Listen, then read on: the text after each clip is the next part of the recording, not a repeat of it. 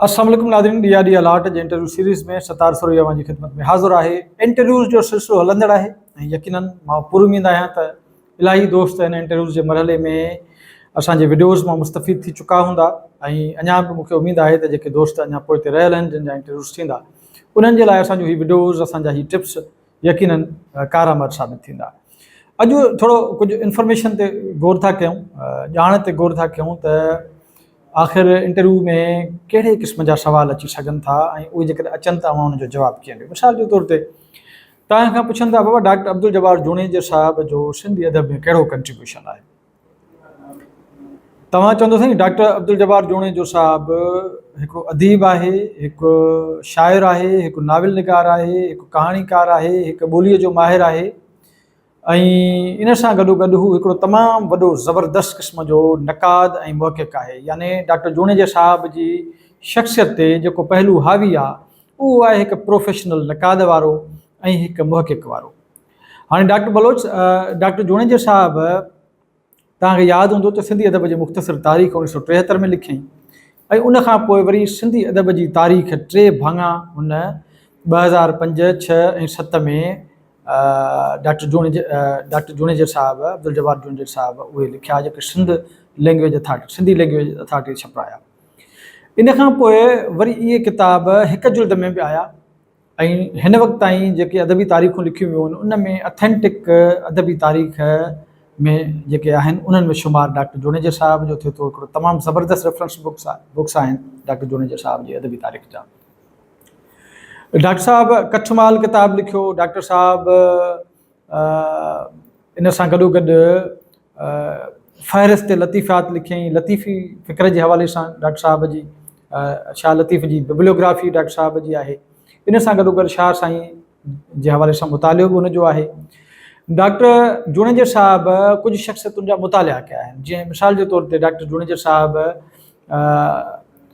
Doctor Baloch हिकु मुतालियो किताब, doctor Baloch हिकु मुतालियो, डॉक्टर संदीलो हिकु मुतालियो। अहिड़े तरीक़े सां तव्हां ॾिसंदो त डॉक्टर तनवीर अब्बासी, शेख अयाज़ इन्हनि जा मुतालिया बि डॉक्टर जुनेजा साहब पेश कया आहिनि। ऐं मोहम्मद शुमार शेख, छाकाणि त उहो बदीन जो हुयो ऐं डॉक्टर साहब बदीन जो हो, त मोहम्मद शुमार शेख ते बि उन ज़बरदस्त हिकिड़ो मुतालियो पेश कयो आहे। हिकिड़ो किताबु मौजूदु आहे मोहम्मद शुमार शेख जे हवाले सां।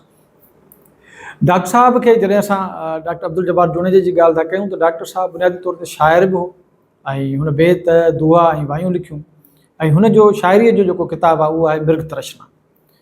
ऐं इन सां गॾोगॾु कहाणीकार जी हैसियत सां हुन कहाणियूं बि लिखियूं ऐं नकरहार सिंगार सखी जे नाले सां 15 कहाणियूं अथसि किताब में। अहिड़े तरीक़े सां अकेली हिकिड़ो हुनजो किताबु आहे जेको बुनियादी तौर ते नाविल आहे, बर्नार्ड शाह जो नाविल आहे जेको हुन तर्जुमो कयो आहे।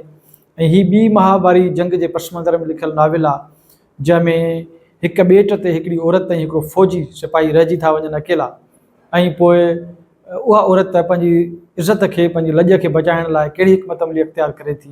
उहो सॼी हिकिड़ी दिलचस्प कहाणी इन अकेली में आहे। डॉक्टर जुनेजा साहब जी जॾहिं असां ॻाल्हि था कयूं त डॉक्टर जुनेजा साहब थर जी ॿोली जे हवाले सां बि उन कमु कयो आहे। थर जी ॿोली जे हवाले सां हिदायत प्रेम साहब सां गॾिजी उन हिकिड़ो किताबु आंदो आहे। अहिड़े तरीक़े सां ॿोलीअ जे हवाले सां बि उनजो सुठो कमु थियल आहे। कच्छमाल उनजो मज़मूननि जो किताबु आहे।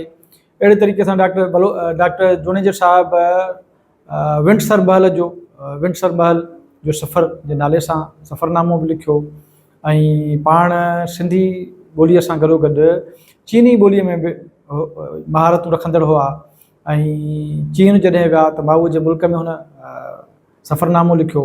अहिड़े तरीक़े सां डॉक्टर जुनेजा साहब जे शख़्सियत जो जेको ॿियो पहलू आहे उहो इहो आहे त शाम हुनजो तख़ल्लुस आहे ऐं शाइरीअ में हुन अब्दुल जब्बार शाम जे नाले सां हुन शाइरी कई आहे। अहिड़े तरीक़े सां मजाज़ ऐं रंगर तोल ऐं दीपक ऐं मल्हार संदसि आत्मकथाऊं आहिनि। सो डॉक्टर जुनेजा साहब जी शख़्सियत जा खोड़ सारा ॿिया बि पहलू आहिनि जिन ते तव्हांखे कमु करिणो पवंदो, पर हिकिड़ी तमामु वॾो माण्हू डॉक्टर जुनेजा साहब।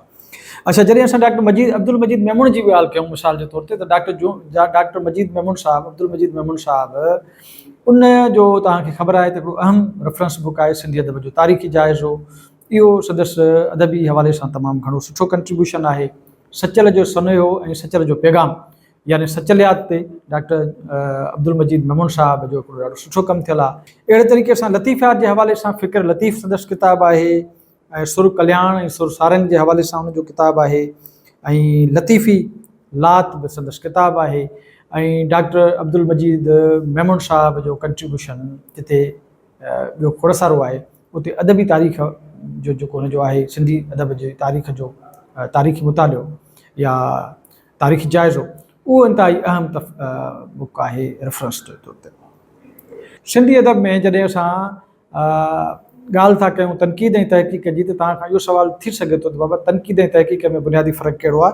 तव्हां चई सघो था तहक़ीक़ ऐं तनक़ीद ॿई हिक ॿिए जे लाइ लाज़िम आहिनि, ऐं जेसीं ताईं तहक़ीक़ जी ॻाल्हि था कयूं त तहक़ीक़ कंहिं बि शइ जी नए सिर रिसर्च करणु आहे, माना नई ॻोल्हा हाइपोथीसिस जे बुनियाद ते तहक़ीक़ कई वेंदी आहे, ऐं पोइ कंहिं सच ते ऐं कंहिं हक़ीक़त ताईं पहुचण जी ॻाल्हि कई वेंदी आहे ऐं ॻोल्हा कई वेंदी आहे। रिसर्च माना ॿीहर तलाश करणु यानी तहक़ीक़।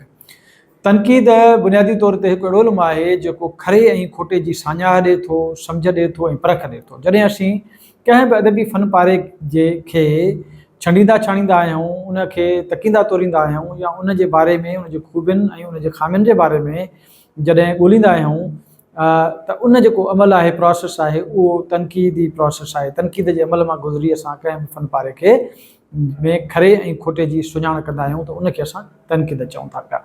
मुहक़िक़ जे लाइ नक़ाद हुजणु तमामु घणो ज़रूरी आहे, ऐं नक़ाद लाइ बि मुहक़िक़ हुजणु तमामु ज़रूरी आहे, छाकाणि त जॾहिं असां कंहिं बि फ़न पारे ते इहो का राय ॾींदासीं त यकीनन असांखे तहक़ीक़ करणी पवंदी, ऐं जॾहिं बि का तहक़ीक़ कंदासीं त असां तहक़ीक़ खे जेसीं ताईं राय न ॾींदासीं, जेसीं ताईं तनक़ीदी निगाह न विझंदासीं, तेसीं ताईं असां उनजी तहक़ीक़ खे साइंसी बुनियादनि ते अमल पिरा करे न सघंदासीं। सिंधी अदब में जॾहिं असां ॻाल्हि था कयूं त साइंसी बुनियादनि ते तहक़ीक़ जो बुनियादु विझंदड़ केरु आहे त डॉक्टर गुरबख्शानी साहबु आहे, जंहिं शाह अब्दुल लतीफ़ भिटाई जो रिसालो सभ खां पहिरियां साइंसी बुनियादनि ते छंडे छाणे असांजे आॾो पेश कयो, ऐं जेतोणीकि उनजा 18 सुर आहिनि, पर शाह साईं जे रिसाले खे जहिड़ी रीति डॉक्टर गुरबख्शानी साहब सूदे संवारे पेश कयो आहे, उन जो मिसाल तारीख़ में कोन थो मिले, छाकाणि त साइंसी बुनियादनि ते तहक़ीक़ हुई, ऐं धारियो कलाम शाह साईं जे रिसाले मां कढंदड़ डॉक्टर गुरबख्शानी हुयो, ऐं मुक़दमा लतीफ़ी जहिड़ो शाहकार मुहाग उन किताब जो लिखंदड़ बि डॉक्टर गुरबख्शानी हो, ऐं रूह रिहाण जेको किताबु आहे जंहिंमें डॉक्टर गुरबख्शानी साहब जेके शाह साईं जा जेके लोक दास्तान आहिनि उन्हनि खे समायो आहे, त उहो बि हिकिड़ो शाहकार किताबु आहे। अहिड़े तरीक़े सां बेशुमार कंट्रीब्यूशन डॉक्टर गुरबख्शानी साहब जो आहे। उमेदु आहे त असांजूं ही टिप्स, असांजूं ही ॻाल्हियूं तव्हांखे कमु ईंदियूं, ऐं यकीनन माशाअल्लाह बणिजी चुकियूं हूंदियूं हेल ताईं, अञा बि बणिजंदियूं। सो वरी मोकिलाणी कान्हे, वरी ॿिए कंहिं मौज़ूअ सां गॾु हाज़िर थींदासीं पंहिंजे ॿिए प्रोग्राम में। जॾहिं पेर तॾहिं ख़ैरु।